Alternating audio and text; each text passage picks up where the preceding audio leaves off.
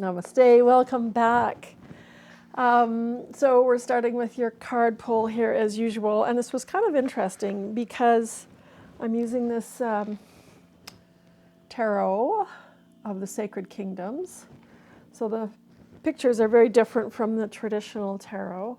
But the first card that I pulled was the Four of Swords, and I'm going to talk about the swords in general as well as these individual cards in just a moment, as well as the Page of Swords. It's such beautiful artwork. It really invokes a lot of feeling in them.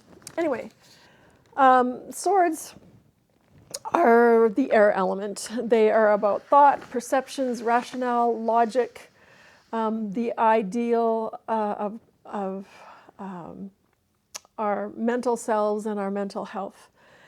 And in the traditional deck, I just want to grab that traditional card of swords. The whole suit of swords can often be a little bleak. And that kind of makes sense being of the mental realm because almost all of our struggles in life are in our head. It's not necessarily the situations and experiences that happen to it, it's what we make of them in our minds. And it's not anything but our minds that's keeping us up in the middle of the night at 3 a.m. rehashing everything. And so, where was I? Irrational minds, which can tend to lead us astray. And when we were talking about 2025 ending and a year of endings, closure, in numerology being a 9-year, and then shedding those identities, shedding whatever we need to shed as we move into the new year of 2026, which is about new beginnings. And so it's kind of good for us to look at these swords, our mental, and what we need to let go of. So the Four of Swords, four is generally in whatever suit is about structure, stability, planning, and this particular four in the swords is asking us to take rest and respite before taking on the next challenge, which is going to be things coming up in our new year as we set our intentions. And your challenge, actually one of my tarot decks, instead of calling them swords, they're actually called the suit of challenges. And one of the challenges very, very well may be trying to stay inactive and to rest and to quiet the mind and replenish your strength and fortitude before we move on to all of those wonderful intentions that we have coming, gathering our thoughts.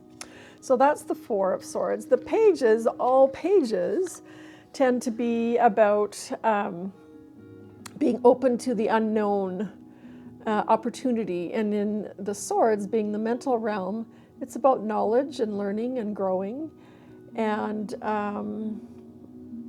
having that thirst for knowledge and perhaps new ways of thinking and communicating.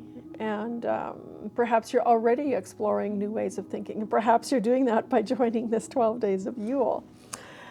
So these two cards were in swords. And then, just for fun, I pulled a couple other cards. And guess what they were? They were all in the swords deck. And I'm going to show you in another deck.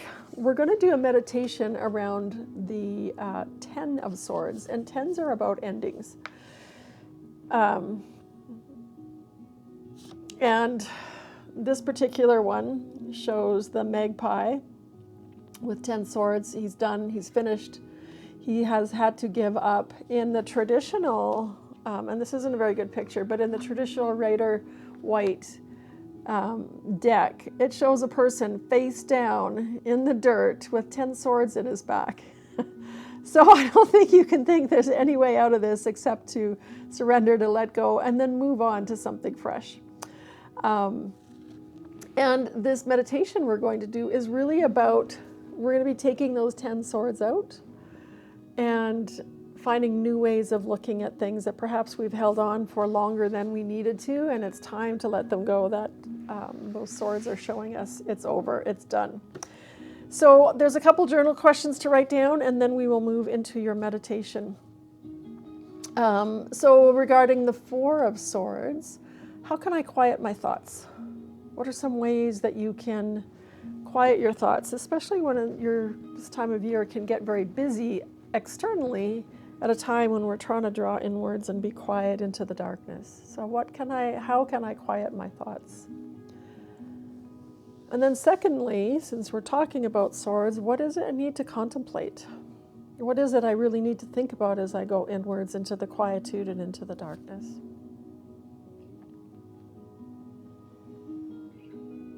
And then when we're looking at our page of swords, what new ideas am I interested in exploring? And this can be along the lines of your intentions that we're working with. What new ideas am I interested in exploring? And secondly, what new knowledge can I acquire? And perhaps there's a few little tidbits that you might even learn over these 12 days of Yule. Perhaps it'll spark you to take on some more learning elsewhere as well. Perhaps there'll be something that really interested you that we talk about. Or maybe there's something you've been thinking about for a while. So what new knowledge can you acquire? Okay, so you've got your questions written down. Let's get you set up for meditation, and then you can do your journaling after the meditation and had a chance to have all these things settle.